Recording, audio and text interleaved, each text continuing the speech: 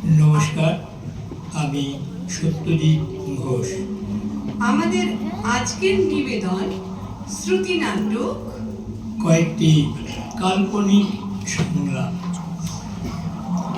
এই যে শুনছো, শুনতে পাচ্ছ?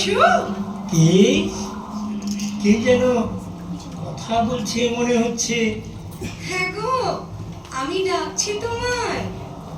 নিশ্চয়ই কেউ কথা বলছে, কিন্তু কাউকে তো দেখতে পাচ্ছি না। পুকুরের জলের দিকে তাকাও। তাকিয়েছি। কিচ্ছু দেখতে পাচ্ছ না? হ্যাঁ, পাচ্ছি তো। সূর্যের রাঙা আলো কিরকম মেঘের ছায়ার সাথে লুকোচুরি খেলছে।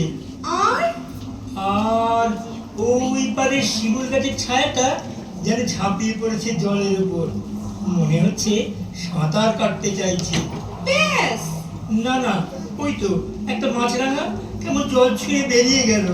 তুমি তো খালি দূরে দূরেই দেখছো। এইখানটিতে দেখো না, তোমার পায়ের কাছে। কি দেখছো? এই জায়গায় তো জল দেখাই যাচ্ছে না। আমার ফুলে ফুলে একেবারে লাল হয়ে গেছে। আর কিছু? একটা ছোট্ট রূপলি মাছ, তার গায়ে সিঁদুরে আলো পড়ে কেমন পিছলে যাচ্ছে। আরে ওটাই তো আমি। তুমি তুমি আমায় ডাকছিলে কেন? রোজই ভাবি, তোমায় ডাকি, আলাপ করি, তারপর আর সাহসে কুলাই না। কেন? আমাকে কি খুব ভয়ঙ্কর দেখতে? না না, তা কেন হবে? তুমি কত বড় একটা কৃষ্ণচূড়া গাছ, এক মাথা চাকরা চুল নিয়ে, দুটো হাত ছড়িয়ে তুমি অর্ধেকটা আকাশ ঢেকে দাঁড়িয়ে থাকো। ঝড় বৃষ্টিকে একটুও ভয় পাও না। তুমি কত বিশাল। তারা ও চলে যাবে, এটাই সমস্যা। তোমাকে ভয় পাবো না? তাহলে আজ যে বড় সাহস করে আমায় ডাকলে। কে জানে, আজ বিকেলের মিষ্টি নরম আলোয় তোকে ভারী সুন্দর লাগছিল। মনে হলো আজকের দিনে তুমি রাগ করতেই পারো না। তা না হয় বুঝলাম, কিন্তু তুমি সুন্দরী, তরুণ। আমার মতো একটা মার বয়সীর সঙ্গে আলাপ করে কি করবে? কেন? তোমার কাছে বাইরের পৃথিবীর গল্প শুনবো?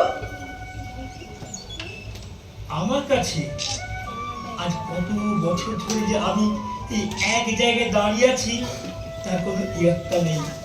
আমার পৃথিবী তো এইটুকুই। তাও তো আমার পৃথিবীর চেয়ে অনেক বড়।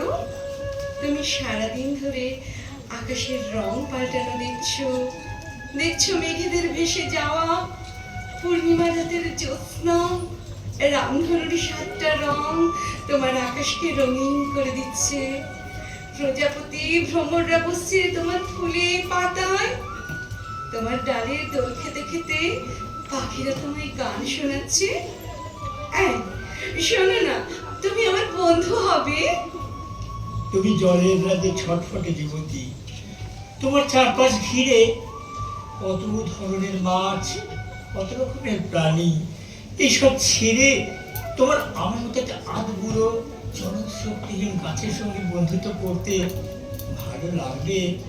ছাড়ো তো ওদের কথা, ওরা ভাবতেই পারে না একটুকু পুকুরটার বাইরেও মস্ত পৃথিবী আছে। ওদের সঙ্গে বেশিক্ষণ কথা বললে আমি হাঁপিয়ে উঠি।